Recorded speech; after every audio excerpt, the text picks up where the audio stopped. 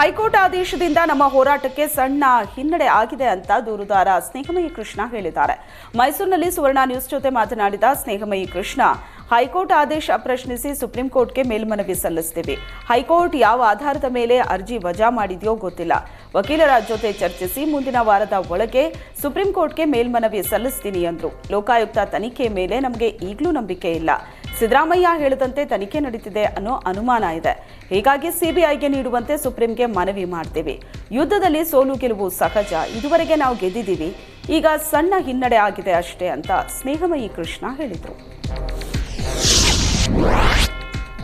CBI ಅರ್ಜಿ ವಜಾ ಆದೇಶವನ್ನು ಸಿಎಂ ಕಾನೂನು ಸಲಹೆಗಾರ ಎಸ್ ಪೊನ್ನಣ್ಣ ಸ್ವಾಗತಿಸಿದ್ದಾರೆ. ಬೆಂಗಳೂರಿನಲ್ಲಿ ಮಾತನಾಡಿದ ಪೊನ್ನಣ್ಣ, ಹೈಕೋರ್ಟ್ ತೀರ್ಪಿನ ಬಗ್ಗೆ ಸಿಎಂ ಸಂತೋಷವನ್ನ ವ್ಯಕ್ತಪಡಿಸಿದ್ದಾರೆ ಅಂತ ಹೇಳಿದರು. ಅಲ್ಲದೆ ಯಾವುದೇ ತನಿಖೆಗೂ ನಾವು ಸಹಕಾರ ಕೊಡ್ತೀವಿ, ಕಾನೂನು ಚೌಕಟ್ಟಿನಲ್ಲಿ ಹೋರಾಡ್ತೀವಿ ಅಂತ ಶಾಸಕ ಪೊನ್ನಣ್ಣ ಹೇಳಿದರು. ಇದೇ ವೇಳೆ ಹೈಕೋರ್ಟ್ ತೀರ್ಪಿಗೆ ಈಗಲೇ ಸಂಭ್ರಮಿಸಬೇಡಿ ಎಂದಿದ್ದ ವಿಜಯೇಂದ್ರಗೆ ಪೊನ್ನಣ್ಣ ಟಾಂಗ್ ನೀಡಿದರು.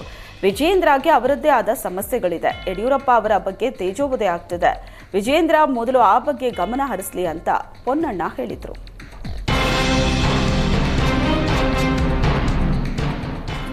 ಸಿಬಿಐ ಅರ್ಜಿ ವಜಾ ಆದೇಶವನ್ನು ಸಚಿವ ಈಶ್ವರ್ ಖಂಡ್ರೆ ಸ್ವಾಗತಿಸಿದ್ದಾರೆ.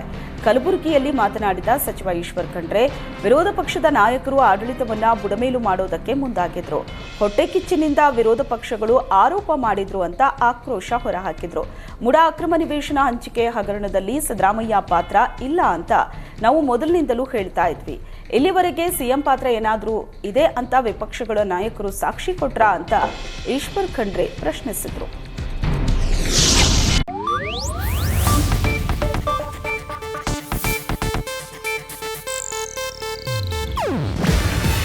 ಇದು ಏಷ್ಯಾನೆಟ್ ನ್ಯೂಸ್ ನೆಟ್ವರ್ಕ್ ಪ್ರಸ್ತುತಿ. ನೀವು ನೋಡ್ತಿದ್ದೀರಾ ಏಷ್ಯಾನೆಟ್ ಸುವರ್ಣ ನ್ಯೂಸ್.